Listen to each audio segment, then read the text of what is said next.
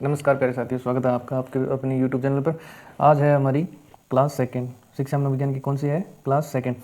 कल हमने जो पढ़ा था, चलिए पहले उसकी बात करते हैं कि कल हमने क्या क्या टॉपिक कंप्लीट किया। शिक्षा मनोविज्ञान के बारे में जाना था। उससे पहले हमने मनोविज्ञान के बारे में जाना था कि मनोविज्ञान किस किस शब्द से बना है, जैसे ग्रीक या यूनानी भाषा के शब्द जो साइकी प्लस लोगों से बना है, जिसका अर्थ होता है आत्मा का अध्ययन करना। फिर हमने इसकी ये पढ़ी थी कि इसकी उत्पत्ति कैसे हुई, कैसे ये अलग सब्जेक्ट के रूप में निकल के बाहर आया। सबसे पहले ये दर्शन शास्त्र के साथ पढ़ा जाता था, फिर धीरे धीरे मनोविज्ञान को पहले आत्मा का विज्ञान कहा गया था, फिर मन एवं मस्तिष्क का विज्ञान कहा गया, फिर चेतना का विज्ञान कहा गया और अंत में इसको व्यवहार और अनुभूति का विज्ञान कहा गया था। इसके अंदर मैं एक चीज़ आपको बताना चाहता हूँ, अगर आपको ये याद नहीं रहता कि पहले किस प्रकार से इसका जो विकास है वो विकास क्रम चला था, तो आप इसको ऐसे याद कर सकते हैं। एक सिंपल सी ट्रिक है अपनी भाषा में कि आम चेतम रे की खासी तो व्यवहार बढ़िया करसी। ठीक है, अर्थ याद कर लो। आम चेतम रे खासी तो व्यवहार बढ़िया करसी। ठीक है, मतलब पहले आत्मा का, ठीक है, फिर चेतना का, फिर चेतम रे की खासी तो व्यवहार, ये आम चेतम में, यानी फिर मैं से मन और मस्तिष्क का विज्ञान, और अंत में क्या हो गया? व्यवहार का विज्ञान। ठीक है, इसके अंदर आप शताब्दियाँ भी याद करनी हो तो आप ऐसी सिंपल ट्रिक है, पहले 16, फिर 17, ठीक है, फिर 17 और फिर एक शताब्दी आपको छोड़ देनी है 18वीं, फिर 19 और ये 20 के अंदर। ठीक है, चलिए आगे की हम अपनी ये परिभाषा हम लोगों ने इनकी कंप्लीट कर दी थी कि मनोविज्ञान का संबंध व्यवहार की वैज्ञानिक खोज है। तो व्यवहार की वैज्ञानिक खोज हमें किससे करनी है? मन से करनी है। वाटसन की परिभाषा पढ़ी थी, व्यवहार का अध्ययनात्मक विज्ञान है। ठीक है, और मनोवैज्ञानिक मानव व्यवहार ने मानव संबंधों का अध्ययन करो आपको ऐसे याद करवाई थी। वुडवर्थ की हमने पढ़ी थी कि आचरण व्यवहार का अध्ययनात्मक विज्ञान है। ठीक है, ये तो है मैकडूगल की। ठीक है, वातावरण के संपर्क में होने वाली, यानी वातावरण के संपर्क यानी वुड के अंदर, ठीक है, वुड के अंदर जाने वाले ऐसी क्रियाओं का वैज्ञानिक अध्ययन। आप किसी सिंपल तरीके से याद कर सकते हो, परिभाषा चेंज होकर तो आएगी नहीं। ठीक है, बस एक एक वर्ड पकड़ो, अपनी परिभाषा याद करो। इसके अंदर मैकडूगल जैसे आचरण व्यवहार का अध्ययनात्मक विज्ञान है। ठीक है, मैं दो गल कहता हूँ, क्या? एक तो आचरण और व्यवहार का अध्ययनात्मक विज्ञान है, बस सिंपल सी है। फिर हमने इसके लक्ष्य की बात करी कि वर्णन करके क्या करना है? मापन करना है। पूर्वानुमान लगा के क्या करना है? नियंत्रण करना है। और व्याख्या करके क्या करना है? स्पष्टीकरण करना है। ठीक है, ये हो गई इसके क्षेत्र। ये हो गए इसके लक्ष्य। अब बात करते हैं इसके क्षेत्र की। ठीक है, सबसे पहले हमने पढ़ा था सामान्य मनोविज्ञान, फिर सामान्य और असामान्य क्या करनी है? तुलना करके क्या करना है? प्रयोग किस पे करने हैं? समाज पे, उद्योग पे, खेल पे। फिर हम बात करते हैं एक सैनिक है जो अपनी विधि या कानून मानता है। ठीक है, मानते हुए क्या करता है? बाल मनोविज्ञान, फिर किशोर, फिर प्रौढ़, अभी इन सभी को ले लिया। फिर इन सभी का क्या करना है? विकास करना है। फिर पशु मनोविज्ञान, निदानात्मक उपचारात्मक मनोविज्ञान, परा मनोविज्ञान, और अब हमें जो पढ़ना होता है वो कौन सा होता है? शिक्षा मनोविज्ञान। अब पढ़ते हैं शिक्षा मनोविज्ञान शब्द है, इसके बारे में कि इसकी पूरी डिटेल लेते हैं कि एजुकेशन शब्द है वो कैसे बना है, किस किस प्रकार से बना है। चलिए आगे शुरुआत करते हैं।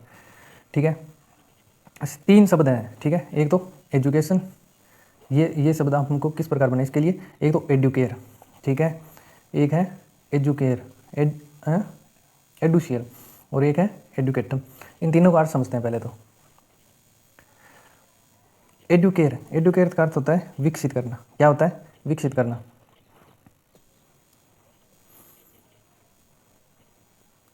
उसके बाद बात करते हैं एडुशियर का अर्थ होता है बाहर निकालना। क्या होता है? बाहर निकालना। उसके बाद बात करते हैं एडुकेटम का अर्थ होता है शिक्षण की कला। आप इस शब्द से इसको याद कर सकते हैं, एडुकेटम में जो ई है, ठीक है, जो ई है इसका मतलब होता है अंदर। ठीक है, और ड्यूको, ये जो ड्यूको दिख रहा है इसका मतलब होता है बाहर निकालना। इसका अंतर क्या होता है? बाहर निकालना, यानी व्यक्ति के अंदर स्थित जो भावनाएं हैं, जो भी विचार है, उनको बाहर निकालना ही क्या है? एडुकेटम। अब पढ़ते हैं इसका पर्याय क्या है। शिक्षा की अंग्रेजी पर्याय एजुकेशन है। अंग्रेजी में शिक्षा को क्या कहते हैं? एजुकेशन ही कहते हैं। जो किस शब्द से बना है? लैटिन भाषा के एडुकेटम से बना है। ठीक है, जिसमें ई का अर्थ क्या है? अंदर से, और ड्यूको का अर्थ मैंने आपको बता दिया कि क्या है? बाहर निकालना। ठीक है, अतः एजुकेशन का शाब्दिक अर्थ क्या है? अंतर्निहित शक्तियों का प्रकटीकरण, और अंदर शक्तियों को क्या करना है? बाहर निकालना है। ये तो मैंने आपको बताया था। इस प्रकार हम आसानी से इस टॉपिक को क्लियर कर लेंगे। शिक्षा मनोविज्ञान का संबंध। अब पढ़ते हैं शिक्षा मनोविज्ञान का संबंध। ठीक है, शिक्षा मनोविज्ञान के संबंध है, इसके बारे में पढ़ते हैं। शिक्षा का संबंध मानव व्यवहार। आपको इस टॉपिक से हम मतलब इस बात को हमेशा याद रखना है। हम जो भी पढ़ रहे हैं वो कौन सी पढ़ रहे थे? 20वीं शताब्दी के अंदर जो निकला था, कौन सा? व्यवहार का विज्ञान। तो अब हमारा शिक्षा का संबंध जो मानव व्यवहार की क्या है? परिमार्जन से है। ठीक है, जबकि मनोविज्ञान का संबंध किससे है? व्यवहार के अध्ययन से। जो शिक्षा का संबंध है, ठीक है, जो शिक्षा का संबंध है वो तो किससे है? मानव व्यवहार के परिमार्जन से, ठीक है। और जो मनोविज्ञान का संबंध है वो किससे है? व्यवहार का अध्ययन से होता है। अब पढ़ते हैं, मानव व्यवहार को उन्नत बनाने की दृष्टि से जब व्यवहार का अध्ययन किया जाता है, इस अध्ययन की शाखा को क्या कहते हैं? शिक्षा मनोविज्ञान। इंपॉर्टेंट, ठीक है, इसको आपको याद रखना है। वस्तुतः शिक्षा मनोविज्ञान शैक्षणिक परिस्थितियों में किसका अध्ययन करता है? मानव का। किसका अध्ययन करता है? मानव का, ठीक है। चलिए अब पढ़ते हैं, कुछ शिक्षा मनोविज्ञान के लिए कुछ वैज्ञानिकों ने परिभाषाएं दी थी, उसको डिटेल से पढ़ते हैं, ठीक है। इसके अंदर आप ये देखिए, स्किनर सबसे पहले कौन है? स्किनर क्या कहते हैं? स्किनर कहते हैं कि शिक्षा मनोविज्ञान मानव व्यवहार का शैक्षणिक परिस्थितियों में अध्ययन करता है। शिक्षा मनोविज्ञान मानव व्यवहार का शैक्षणिक परिस्थितियों में अध्ययन कौन करता है? ठीक है, तो आप इसको इस तरह याद कर सकते हैं कि शिक्षा मनोविज्ञान मानव व्यवहार का शैक्षणिक परिस्थितियों में अध्ययन करना है, मतलब स्किनर। शिक्षा मनोविज्ञान मानव व्यवहार की शैक्षणिक परिस्थितियों में अध्ययन करना है, ठीक है, ये परिभाषा है स्किनर की। एक और परिभाषा है कि स्किनर के अनुसार शिक्षा मनोविज्ञान, स्किनर के अनुसार जो शिक्षा मनोविज्ञान है वह मनोविज्ञान की वह शाखा है जो शिक्षण के अधिगम से संबंधित होती है, ठीक है। ये परिभाषा तो आ गई स्किनर की। आप इन चीज़ों को हाईलाइट करके रखने। ये जो बातें हैं ये आप अपने हिसाब से ट्रिक बना के याद कर सकते हैं, सिंपल सी है। जैसे भी अगर आपको मेरी ट्रिक अच्छी लगती है तो आप ज़रूर बताएं, मैं आपको ज़रूर ट्रिक्स बताता रहूँगा, ठीक है। उसके बाद पढ़ते हैं पील की। पील के अनुसार क्या है? शिक्षा मनोविज्ञान अध्यापक को उसके अपने विद्यार्थियों के विकास को समझने और उसकी क्षमताओं की सीमाओं और विस्तार को जानने, उनके सीखने की प्रक्रियाओं से अवगत कराने में सहायता करता है, ठीक है। यानी शिक्षा मनोविज्ञान अध्यापक को अपने विद्यार्थियों के विकास को समझने, उसकी क्षमताओं की सीमाओं और विस्तार को जानने, उनके सीखने की प्रक्रियाओं से अवगत कराने में क्या करता है? सहायता करने की क्या करनी है हमको? पील करनी है। क्या करनी है? पील। आपको इस तरीके से याद करते रहना है, ये वैज्ञानिकों के नाम है ना, अपने आप याद होते रहेंगे कि एक शिक्षा मनोविज्ञान अध्यापक को विद्यार्थियों के विकास को समझने, क्षमताओं की सीमाओं को जानने, विस्तार को जानने तथा सीखने की प्रक्रियाओं से अवगत कराने की हमें क्या करनी है? पील करनी है। तो ये डेफिनेशन किसकी हो जाएगी? पील की। उसके बाद पढ़ते हैं जेम्स ड्रेवर, ठीक है, एक सेकेंड, फिर आते हैं जेम्स ड्रेवर। तो जेम्स ड्रेवर के अनुसार शिक्षा मनोविज्ञान की वह शाखा है जो शिक्षा में मनोवैज्ञानिक सिद्धांतों और खोजों के प्रयोग के साथ ही शिक्षा की समस्याओं के मनोवैज्ञानिक अध्ययन से संबंधित है। अब इसको आप इस तरीके से याद कीजिए कि मनोवैज्ञानिक सिद्धांतों और खोज कौन करता है? एक ड्राइवर ही है, वही तो खोज करता है। यानी मनोवैज्ञानिक सिद्धांतों की खोज कौन करेगा? एक ड्राइवर।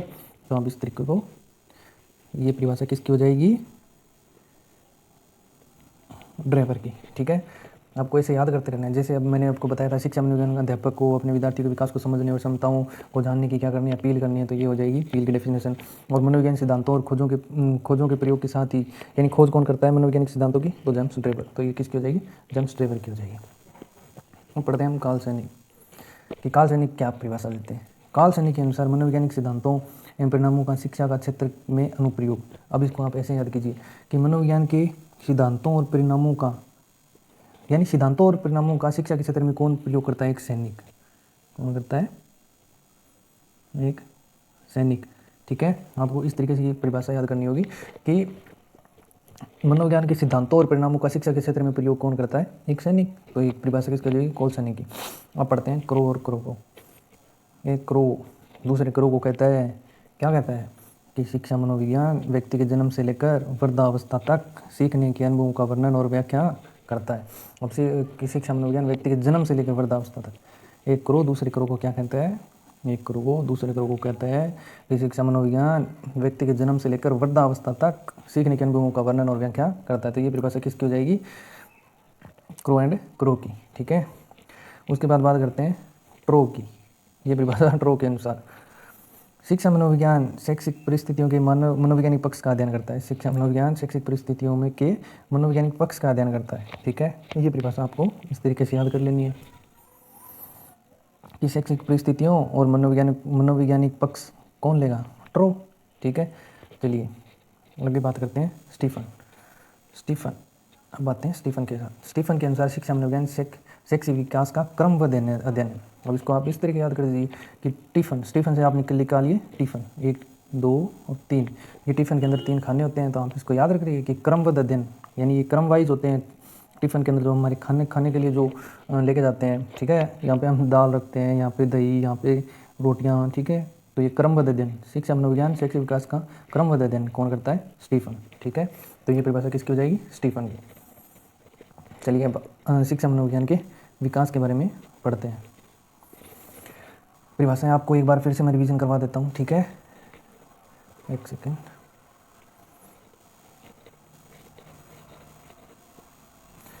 स्किनर के अनुसार शिक्षा मनोविज्ञान मानवीय व्यवहार एवं शैक्षणिक परिस्थितियों का अध्ययन है, ठीक है, कौन करता है? स्किनर। अब स्किनर की दूसरी परिभाषा, शिक्षा मनोविज्ञान का मनोविज्ञान की वैसा का जो शिक्षण और अधिगम से संबंधित है, ठीक है, तो ये परिभाषा किसकी है? स्किनर की।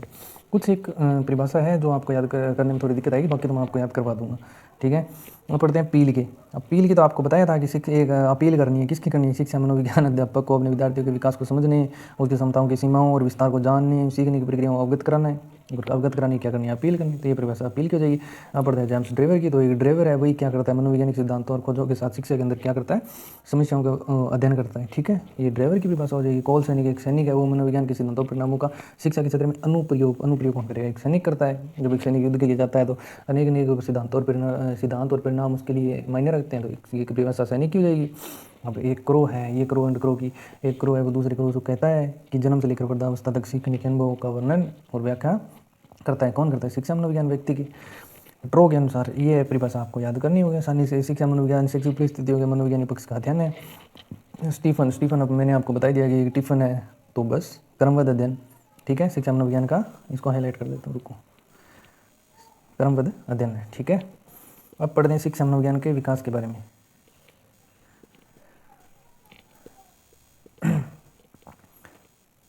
शिक्षा मनोविज्ञान की एक अत्यंत महत्वपूर्ण शाखा है, ठीक है। शिक्षा ये एक शाखा है, ये आप हमने पहले पढ़ी थी ना, इसकी 17 शाखाएं, ठीक है। खेल के लिए सामान्य असामान्य तुलना करनी है, तुलना करके प्रयोग करना है, ठीक है। उसी में से हमने शिक्षा मनोविज्ञान की क्या है? एक महत्वपूर्ण शाखा है। शिक्षा मनोविज्ञान का विकास कब हुआ था? कब से माना जाता है? 1880, एक सेकेंड, 1880 ईस्वी में फ्रांसिस गाल्टन के योगदान से प्रारंभ हुआ था। कि शिक्षा मनोविज्ञान सबसे पहले जिसकी जो उत्पत्ति हुई थी, किस प्रकार इसका विकास हुआ था, तो फ्रांसिस गाल्टन के योगदान से प्रारंभ हुआ था, जिसकी उत्पत्ति कब हुई थी? सन 1900 में मानी जाती है। अमेरिका के प्रसिद्ध मनोवैज्ञानिक थोर्नडाइक और जूड ट्रमन, स्टैनली हॉल आदि ने उन्नत प्रयासों से शिक्षा मनोविज्ञान का सन 1920 ईस्वी में स्पष्ट एवं निश्चित रूप धारण कर लिया था, ठीक है, ये आपको याद रखना है। अब एक बात करते हैं कि जो थोर्नडाइक है, कौन? थोर्नडाइक को क्या माना जाता है? प्रथम शैक्षिक मनोवैज्ञानिक।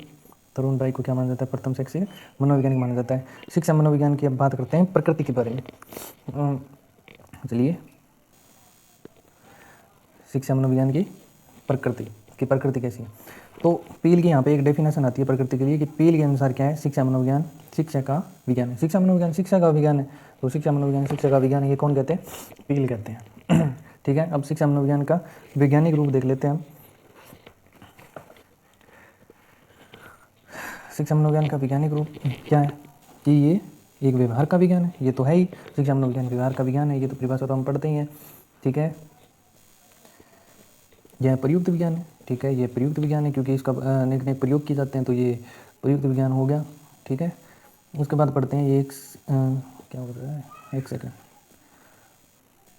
ये एक सामाजिक विज्ञान है, ठीक है। यह विशिष्ट विज्ञान, विशिष्ट तो है ही, ये शिक्षात्मक विज्ञान है, शिक्षा के साथ साथ जो विज्ञान का अध्ययन करना, शिक्षा जो मनोविज्ञान है जो शिक्षा के साथ साथ ही चलता है।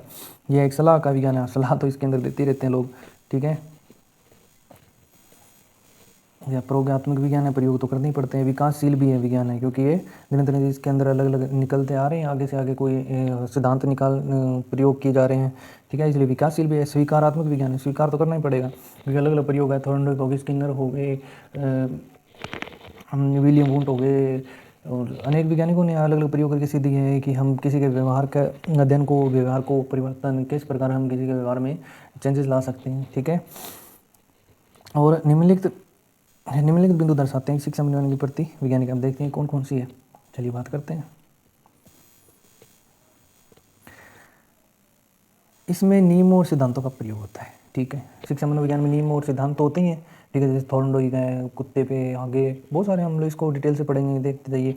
तो शिक्षा मनोविज्ञान ये तो है ही ये सिद्धांत। इसको ये करने दो, एक सेकंड रुको। शिक्षा मनोविज्ञान नियम और सिद्धांतों का प्रयोग है।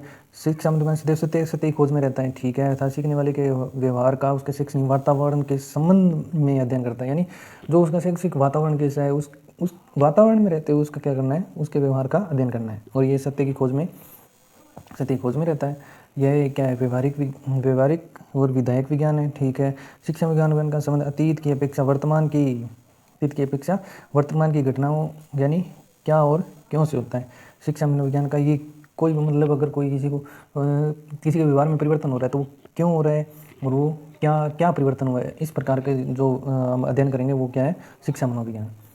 ठीक है, ये हो गया क्या इसकी प्रकृति के बारे में वैज्ञानिक जो बिंदु है वो हमने कंप्लीट कर लिए। नहीं, अभी और भी बाकी, चलिए और पढ़ते हैं। अकारात्मक विज्ञान की अपेक्षा ये एक सकारात्मक विज्ञान है। सकारात्मक विज्ञान तो हमने पहले ही पढ़ा था कि ये सकारात्मक विज्ञान है। यह कैसे, कब और कहाँ जैसे प्रश्नों पर ध्यान केंद्रित करता है। ठीक है, इसमें सभी सिद्धांत सार्वभौमिक है। ये तो है, सार्वभौमिक है। ठीक है, जो भी जितने भी सिद्धांत है वो सभी पे एक समान तरीके से लागू किए जा सकते हैं तथा इन सभी सिद्धांतों की पुष्टिकरण किया जा सकता है, बिल्कुल किया जा सकता है। ठीक है, सभी मनोविज्ञान के अध्ययन से प्राप्त निष्करण एवं समीकरण प्राप्त विश्वसनीय होते हैं। विश्वसनीय भी होते हैं क्योंकि उनके परिणाम जो हम आगे जो प्रयोग करेंगे वो विश्वसनीय तो होते हैं। इस प्रकार विज्ञानों की भांति इसमें समान परिस्थिति में व्यवहार के लिए, भविष्यवाणी के लिए प्रयोग किया जा सकता है। ठीक है, चलिए अब आगे चलते हैं। अब पढ़ते हैं शिक्षा मनोविज्ञान के क्षेत्र। इसको ये कर लेते हैं, शिक्षा मनोविज्ञान के क्षेत्र। शिक्षा मनोविज्ञान के क्षेत्र में इस संबंध में स्किनर ने लिखा है। स्किनर ने क्या लिखा है कि शिक्षा मनोविज्ञान के क्षेत्र में वह सभी ज्ञान या प्रवृत्तियाँ सम्मिलित है जो सीखने की प्रक्रियाओं को अधिक अच्छे प्रकार से समझने और अधिक निपुणता से निर्धारित करने से संबंधित है। यानी जो सीखने की प्रक्रिया है वो अच्छी प्रकार से समझने और निपुणता के निर्धारित करने से संबंधित है।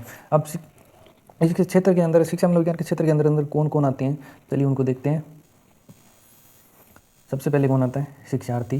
शिक्षार्थी तो होगा सीखने संबंधी अनुभव। अब अनुभव भी होने चाहिए। कोई अध्यापक अगर किसी का व्यवहार का अध्ययन, कोई अगर सीखने से संबंधी अध्ययन भी, उसको अनुभव भी होना चाहिए।